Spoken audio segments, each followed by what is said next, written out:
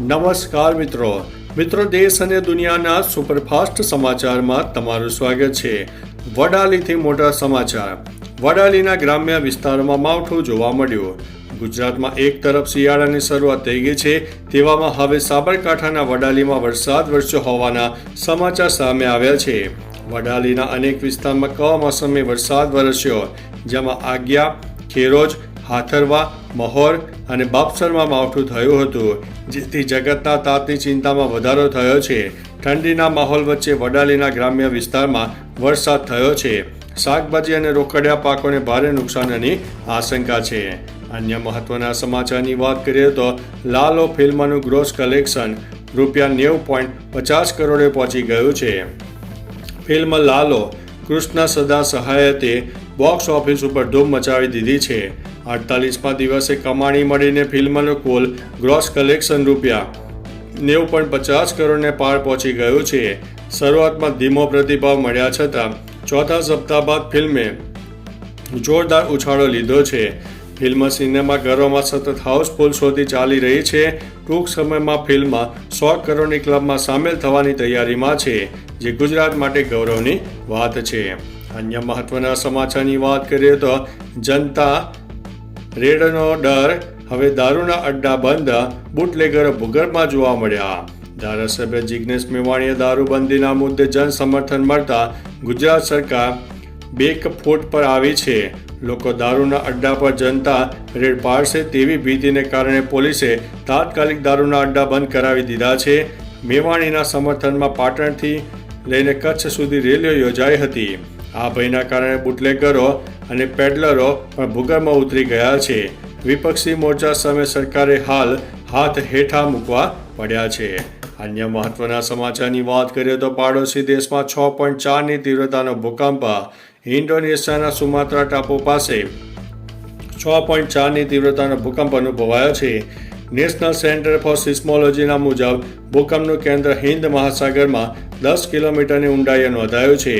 આંચકાથી લોકોમાં ભય ફેલાયો છે, પરંતુ અધિકારીઓએ સુનામીનો કોઈ ખતરો નથી તેવી ખાતરી આપી છે। હાલ સુધી કોઈ જાનહાનિ કે મોટી સંપત્તિને નુકસાન થયું નથી। Indonesia Pacific ring of fire વિસ્તારમાં આવેલી હોવાથી અહીં વખતો વખત ભૂકંપ આવતા હોય છે। અન્ય મહત્વના સમાચારની વાત કરીએ તો 28 નવેમ્બરે ત્રાટકશે વાવાઝોડું। તામિલનાડુ પર વાવાઝોડાનો ખતરો મંડરાઈ રહ્યો છે। હવામાન વિભાગે અનેક જિલ્લાઓમાં એલર્ટ જારી કર્યું છે। સેન્યા નામનું આ વાવાઝોડું બંગાળની ખાડીમાં પ્રવેશ કરી રહ્યું છે અને 27 નવેમ્બરની આસપાસ અંદમાન નિકોબારે પહોંચી ગયું છે। 28 અને 29 નવેમ્બર દરમિયાન તામિલનાડુમાં ત્રાટકવાની સંભાવના છે। પવનની ઝડપ 80થી લઈને 100 કિલોમીટર પ્રતિ કલાકની ઝડપે રહેવાની શક્યતા છે। થાઈલેન્ડ અને મલેશિયામાં આ વાવાઝોડાથી અત્યાર સુધીમાં 33 લોકોના મોત થયા છે। અન્ય મહત્વના સમાચારની વાત કરીએ તો SIR પર રોક નહીં, પણ અનિયમિતતા પર નિર્દેશ આપીશું। સુપ્રીમ કોર્ટે સ્પષ્ટ કર્યું છે કે ચૂંટણી પંચને દેશભરમાં મતદાર યાદીનું SIR કરવાનો સંપૂર્ણ બંધારણીય અધિકાર છે અને કોર્ટ આ પ્રક્રિયા પર રોક નહીં લગાવે। કોર્ટે ચેતવણી આપી છે કે કોઈ અનિયમિતતા સામે આવશે તો તે સુધારાત્મક નિર્દેશો આપશે। કોર્ટે બિહારનું ઉદાહરણ આપતા કહ્યું છે કે ત્યાં SIR બાદ કોઈ નકારાત્મક અસર જોવા મળી નથી। કોર્ટે કહ્યું છે કે આધાર કાર્ડ નાગરિકતાનો પુરાવો નથી અને EC માત્ર પોસ્ટ ઓફિસ નથી। અન્ય મહત્વના સમાચારની વાત કરીએ તો રાજકોટમાં આમ્રપાલી બ્રિજ પાસે કોંગ્રેસનો વિરોધ। રાજકોટ આમ્રપાલી બ્રિજ નજીક કાદવ અને કીચડના કારણે નાગરિકો પરેશાન થતા કોંગ્રેસે વિરોધ પ્રદર્શન કર્યું હતું। વોર્ડ નંબર 2ના કોંગ્રેસના આગેવાનોએ પાવડા અને તગારા સાથે તંત્રની નિષ્ફળતા સામે આક્રોશ વ્યક્ત કર્યો છે। તેમનો આક્ષેપ છે કે કરોડોના ખર્ચે બનેલા બ્રિજમાંથી પાણી ટપકી રહ્યું છે। વિરોધ બાદ પોલીસે કેટલાક કોંગ્રેસના કાર્યકરોની અટકાયત પણ કરી હતી।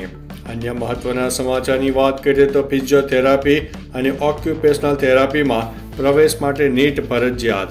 ભારત સરકારના national commission of applied and health care profession હેઠળ હવે ફિઝિયોથેરાપી અને એક્યુપેશન થેરાપી પ્રવેશ માટે નીટની પરીક્ષા આપવી ફરજિયાત આવી છે। આ બંને કોર્સમાં હવે ધોરણ 12 સાયન્સમાં 50% માર્ક્સ અને નીટ ક્લિયર કરવું જરૂરી છે। આ ફેરફાર આગામી શૈક્ષણિક વર્ષથી લાગુ થશે. બંને કોર્સ અને ઓપ્ટોમેટ્રીમાં હવે 1 વર્ષની ઇન્ટર્નશીપ સાથે કોર્સનો સમયગાળો 5 વર્ષનો રહેવાનો છે. અન્ય મહત્વના સમાચારની વાત કરીએ તો ડીજીપી વિકાસ સહાયનો વિડીયો, મેડલનું મહત્વ અને ગૌરવ. ગુજરાતના ડીજીપી વિકાસ સહાયે યુનિફોર્મ સર્વિસના અધિકારીઓ માટે મેડલના મહત્વ વિશેનો એક વિડીયો શેર કર્યો. વિડીયોમાં તેઓ કહે છે કે યુનિફોર્મમાં એક એક્સ્ટ્રા મેડલ લાગી જાય તો કેટલી મોટી અને અગત્યની અને ગર્વની વાત કહેવાય છે તે ફક્ત અધિકારીઓ જ જાણે છે. આ સિદ્ધિ અપાર ખુશી અને સંતોષ લાવતી હોય છે.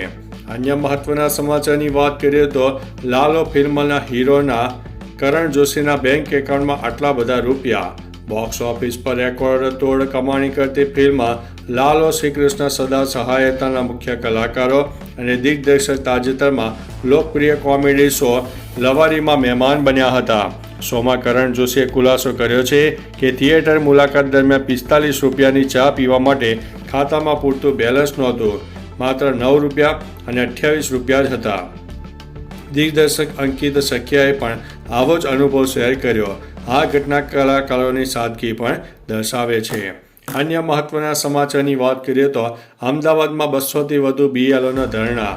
અમદાવાદના અમરાઈવાડી વિધાનસભા ક્ષેત્રના 200થી વધુ બૂથ લેવલ ઓફિસર ખોખરાની કે શાસ્ત્રી કોલેજ ખાતે ધરણા પર બેસી ગયા.